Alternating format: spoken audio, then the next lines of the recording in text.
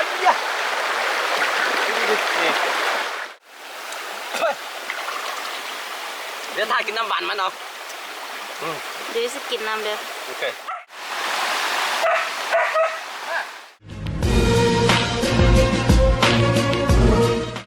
สบายดีทุกคนที่กำลังติดตามพักส้มนั่นจะต้อนรับเข้าสู่ช่องอาคาน้อยเนาะกลับมาอีกแล้วหลังจากที่ห่างหายไปนานพอสมควรเนาะเป็นไข้ทุกคนเอ้ยเป็นไข้เนาะไม่ได้ไปใส่แล้วก็อีกอย่างก็ไปบ้านเสาคูมาเนาะไปเวียกไปการนิดนึงแล้วก็จึงมีโอกาสเนาะได้กลับมาอยู่ฐานทัพห้างเก่าของเราเห็นว่าไอ้ยาบอกส่วนนี้ดีๆนะได้กลับมาอยู่ส่วนของเราเนาะไอ้ยาบอกส่วนนี้ที่นี่เนี่ยเจ้าจังอ่ะอันนี้ไม่เนี่ยคือตอนนี้เขาชิไปเอามันอย่างทุกคนเอาแมงคีซูดมาเลี้ยงเด้อมันอยู่ส่วนเขานี่แหละอยู่ส่วนเขานี่เนาะมันอยู่ขึ้นต่ำมันไปเห็ดหูอยู่ในต้นไม้ที่ส่วนเขานี่นะเขาชิไปปั้มลงมาแล้วก็ชิเอามาเลี้ยงอยู่นี่จะไปปะใส่ต้นไม้ตัวนั้นนะนี่ตอนนี้คือไม่จะเกาะอันไอ้เคยไปแล้วเนาะคอกูตะก้องเป็นผู้ไปแล้วเดี๋ยวติดตามไปเด้อเอาเสี่ยวแมงคีซูดมาเลี้ยงเนาะแมงคีซูดคือมันเป็นตัวพึ่งชนิดหนึ่งนะมาพึ่งตัวน้อยๆเนาะตัวมันน้อยๆจะเป็นในหน้าตาเป็นในคอยทุกคนติดตามยาวๆไปกับเรื่องราวกันไปเอาแมงคีซูดมาเนาะตอนนี้เจ้าบุญรอดแล้วก็เจ้าส่วนมานะเฮ้ยดีๆไปไอ้ส่วนไปบ่ถือกันจักหน่อยบ่ถือกัน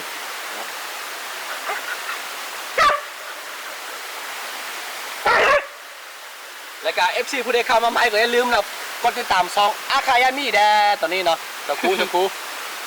นะ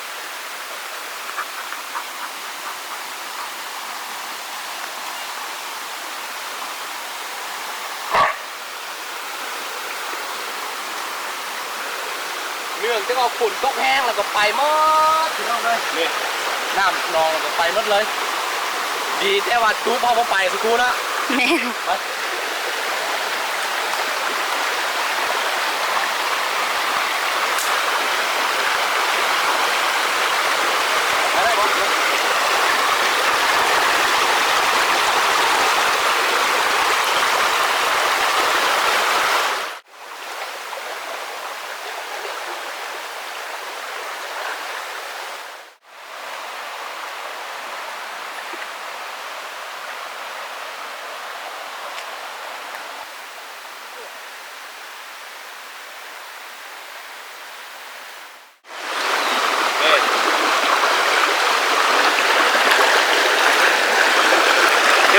เดี๋ยวอันปีหน้า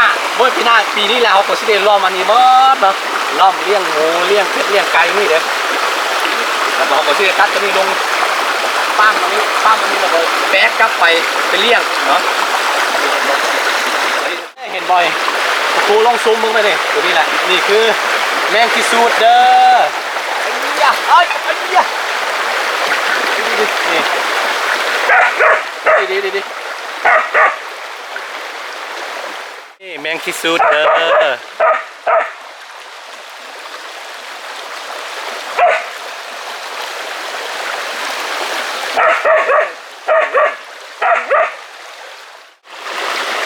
ต้องอัดนี่อัดหูมันก่อนมันจะเป็นขี้ผึ้งนะตัวนี้นะมันจะมีแมงคีซูดจะมี3ชนิดเนาะชนิดหนึ่งมันซีโบเฮดอันขี้ผึ้งออกมาแบบนี้แล้วก็ชนิดหนึ่งมันจะอยู่ใต้ดินเด้อตัวนี้ตัวมีอันขี้ผึ้งออกมายาวๆแบบนี้อันนี้ก็เขาซีทำกันตัดลงมาก่อนตัดแล้วก็ซีแบกกลับไปเนาะครับเดี๋ยวเขาค่อยรุ่นน้ำกันว่ามันมีบ่ออยู่ในเนาะบักส่วนขี้ดื้อพดไม่ได้ยินเสียง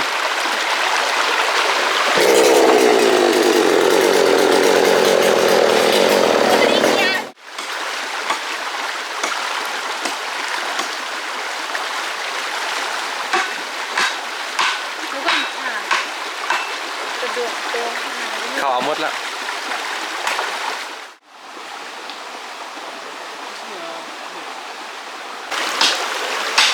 ไปชนนะพี่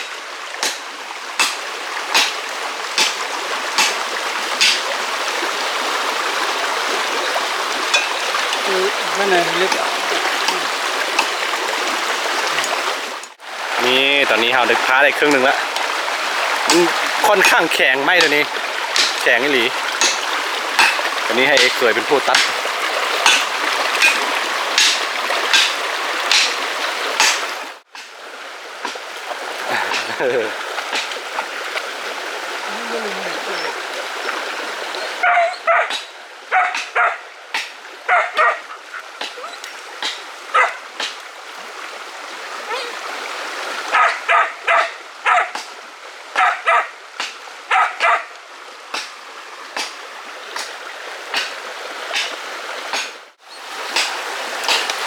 โอ้ยโอ้ยโอ้ยโอ้ยโอ้ยโอ้ย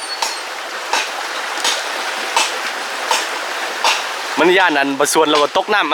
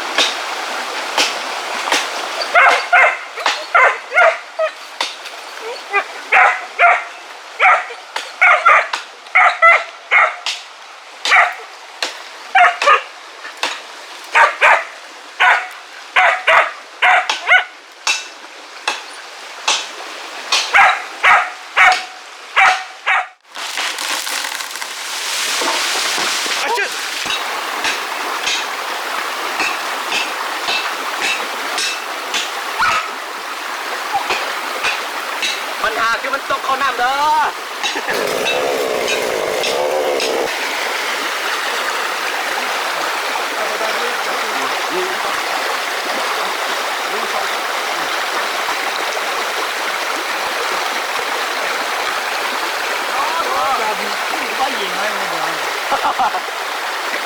เขายากแต่ผมว่าเขาแข็งนี่ยากแล้วก็เลย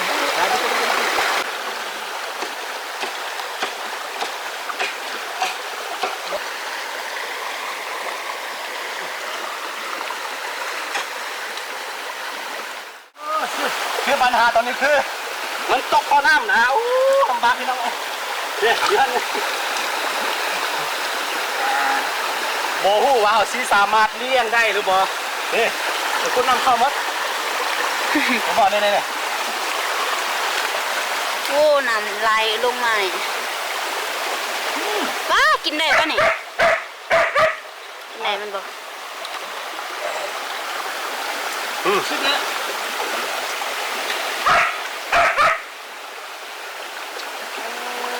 เฮ้ยตัวนี้ส้มเฮ้ยเดี๋ยวทายกินน้ำหวานมันเนาะ เดี๋ยวจะกินน้ำเด้อ โอเค มีแต่ในเดียว บอกอันนี้มันอันนั้นซื้อมันอยู่ในนี่หลายสุดนี่นะนี่ขนาดนี้ยังมีเลยนี่บักส่วนนี่ขามันบ่เนาะก็จะไหนทำไมนี่ค่ะเนี่ยมันอยู่พี่เด้บักส่วนน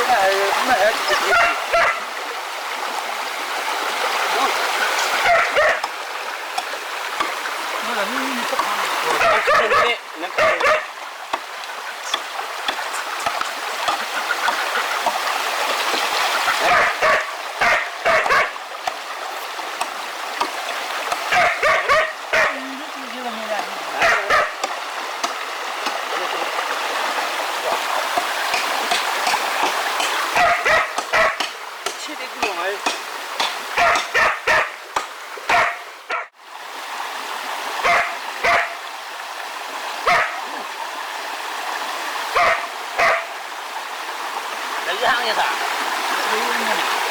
ama tövbe yiyecek ediyor. Ne para var abi?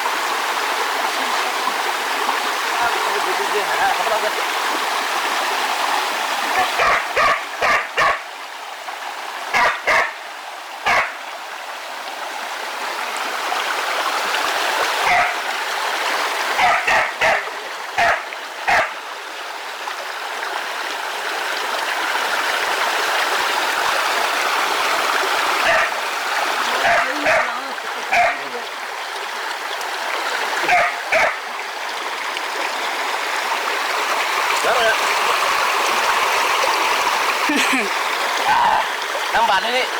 อยู่ในครั้งหนึ่งอยู่พี่เนี้ยน้อยเดียวอยู่พี่มันหลาย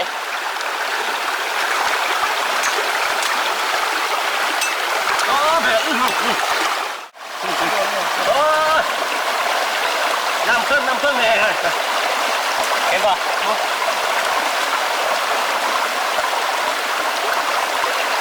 ว้ายคนเรื่อยโอ้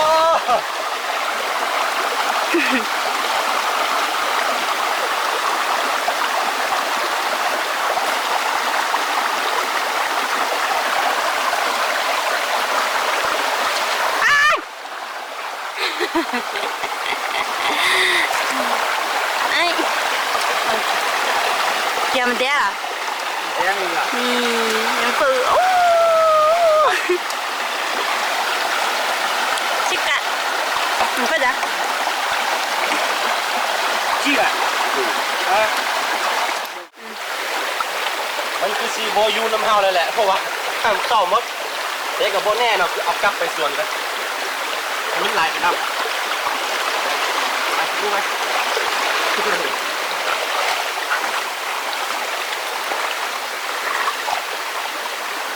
อ้าย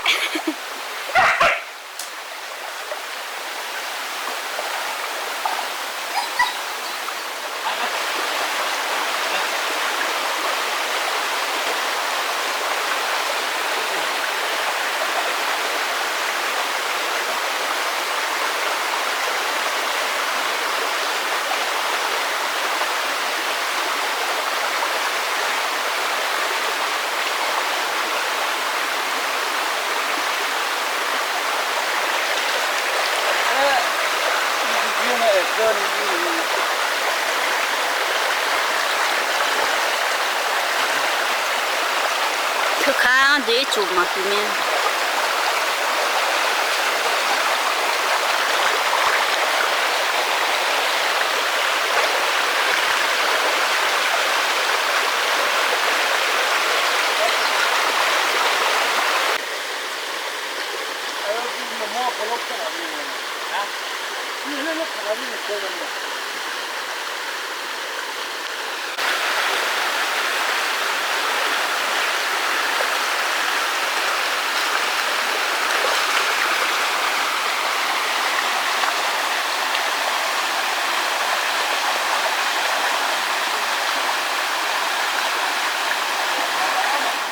คือ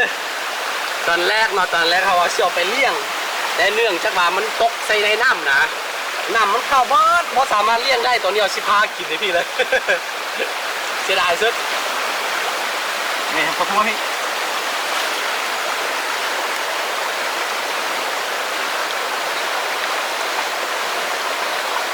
อยู่ดีเห็นป่ะดู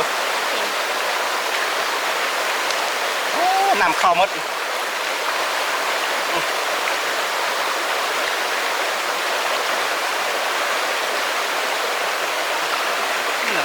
นี่เ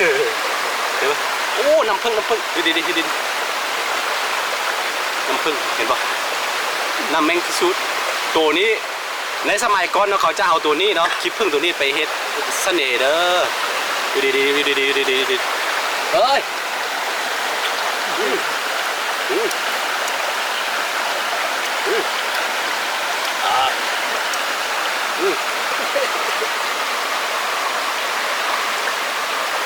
เยอะทั้งหมด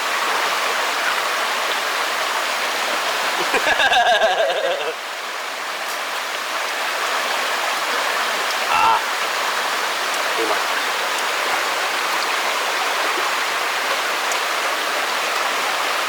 มันจะมีหลายรสชาติหลายสีอีก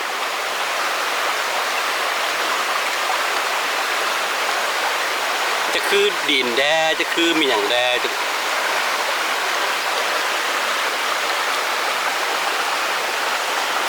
บ่มีรสชาติหวานนี่กินไปเลย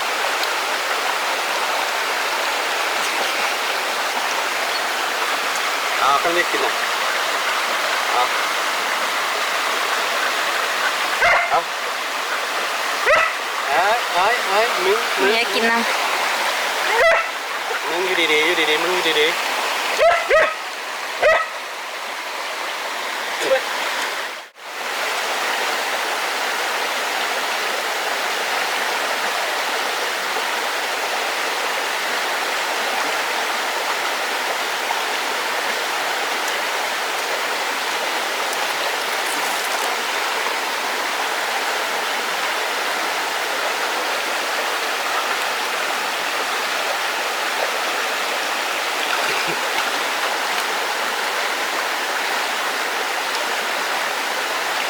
Moi, good for you. เนี่ยจุด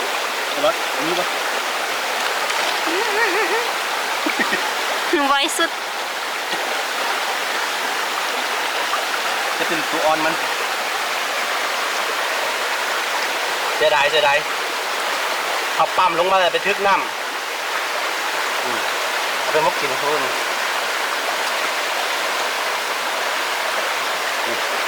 เอาก็ไปสิเดี๋ยวใหญ่ใหญ่ İçi yani ne yapayım? มาเชฟ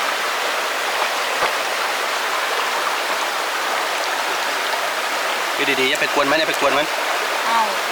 มันร้อนลัดไปแล้ว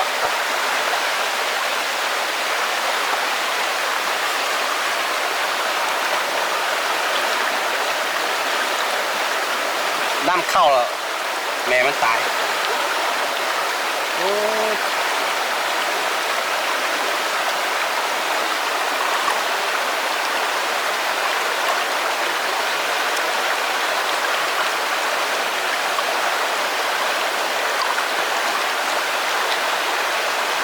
Bak öyle ne o? เออ